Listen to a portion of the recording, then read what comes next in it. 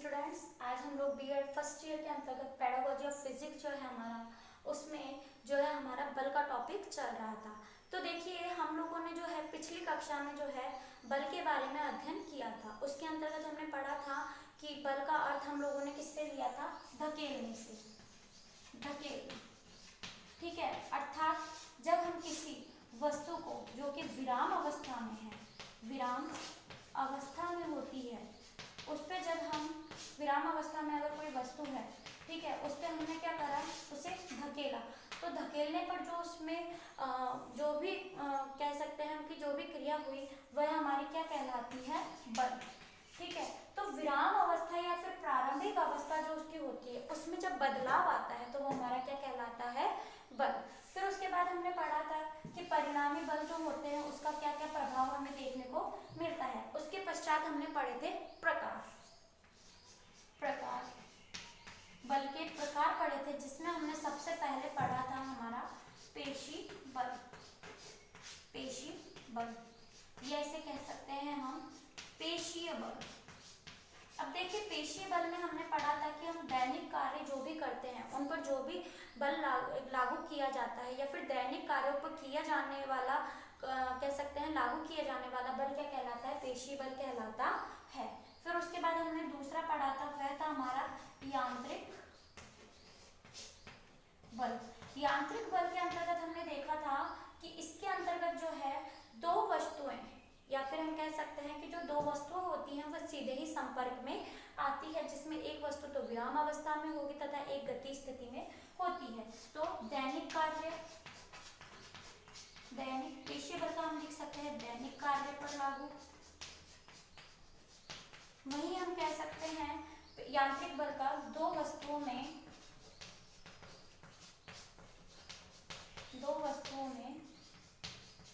सीधा संपर्क, ठीक है, सीधा संपर्क। फिर हमने थर्ड पढ़ा था, इसका हमने उदाहरण लिया था हथौड़े और कील का, कि जब हम हथौड़े से कील पर प्रहार करेंगे उसे दीवार में सेट करने के लिए, तो जो हथौड़ा होगा वो तो गतिशील होगा, जबकि जो कील होगी वह कैसी होगी? हमारी विराम अवस्था में होगी। फिर तीसरा हमने जो है वो पढ़ा था, तीसरा हमारा आया था घर्षण बल। तीसरा हमने पढ़ा था घर्षण बल। घर्षण बल में हमने पढ़ा था कि दो सतहों के बीच लगने वाला बल, दो सतहों के बीच में लगने वाला बल हमारा क्या कहलाता है? घर्षण बल कहलाता है।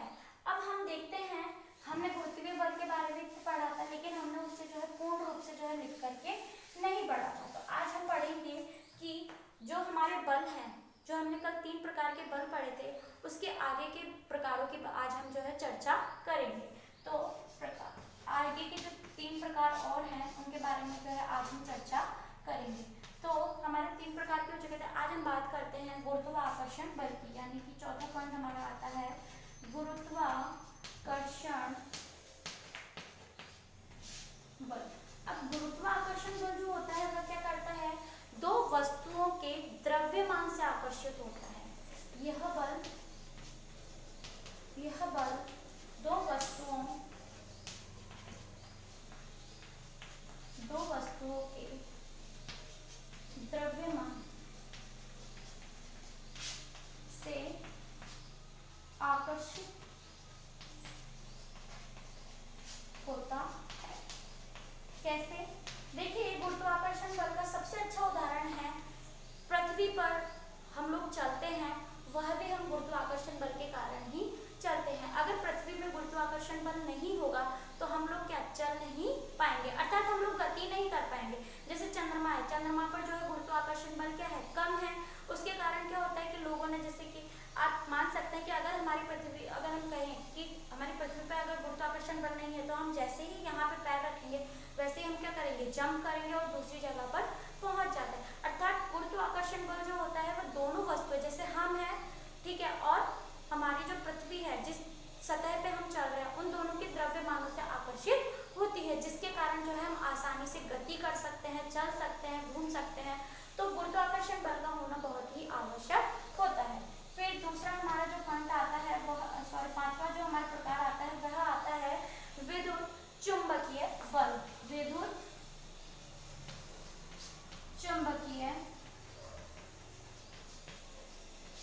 बल।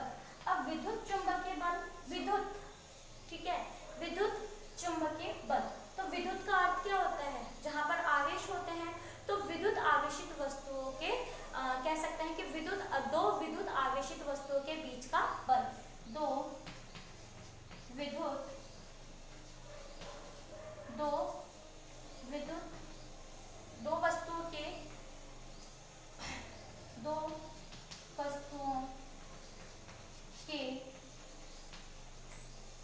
बीच विद्युत आवेशित बल। विद्युत आवेशित बल क्या कहलाता है, हमारा विद्युत चुंबकीय बल। अर्थात जो दो वस्तु होंगी उनमें क्या पाया जाएगा, आवेश पाया जाएगा। अर्थात हम कह सकते हैं कि जो भी दो वस्तुएं हैं उनमें आपस में आवेश होगा। जब उन पर कोई भी कार्य किया जाएगा तथा उनमें जब बल उत्पन्न होगा तो वह बल हमारा किस प्रकार का कहलाएगा, विद्युत चुंबकीय बल कहलाता है। और हमारा छठा प्रकार जो है वह आता है चुंबकीय बल। चुंबकीय बल देखिए, चुंबकीय बल से हमारा क्या तात्पर्य है, दो मैग्नेटों के ध्रुवों के बीच चुंबकीय बल आसानी से देखा जा सकता है। दो मैग्नेट यानी कि चुंबक, दो चुंबकों के ध्रुवों के बीच लगने वाला बल। अब देखिए, आपने देखा होगा कि जब हम दो चुंबक लेते हैं, ठीक है, हमने दो चुंबक ले ली, जब हम उनके सेम ध्रुवों को आपस में लाते हैं तो क्या होगा, उनमें आकर्षण होगा। लेकिन जब हम उन दोनों के विपरीत डायरेक्शन वाले, जैसे कि हमने N को मिलाया तो क्या होगा, इनमें आकर्षण होगा।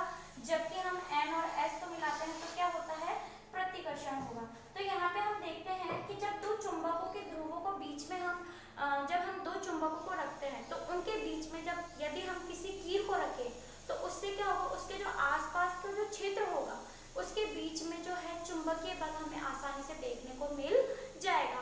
आपने देखा होगा कि यहाँ पे जैसे दो चुंबकें रखी है, ठीक है, अब उस चुंबक इन दोनों के बीच की जो ये जगह होगी, यहाँ पर जो है एक बल कह सकते हैं कि कुछ कहा जा सकता है कि कुछ आवेश जो होगा वह हमें देखने को मिलता है।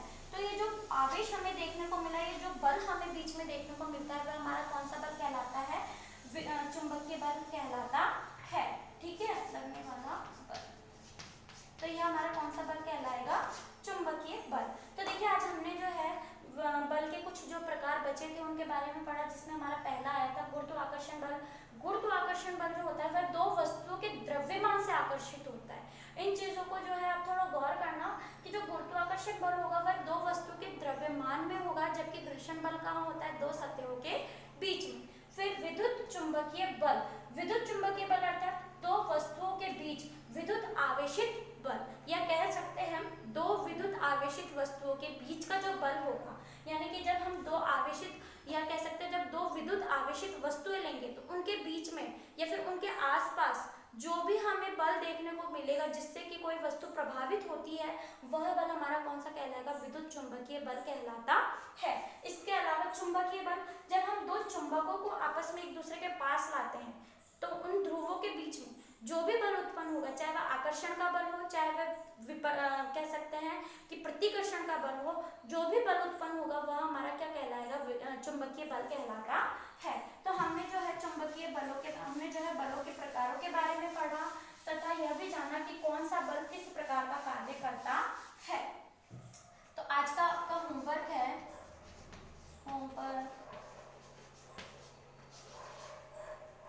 गुरुत्वाकर्षण बल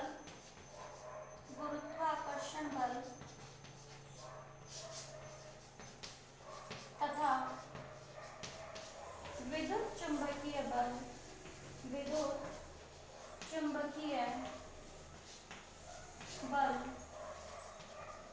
को स्पष्ट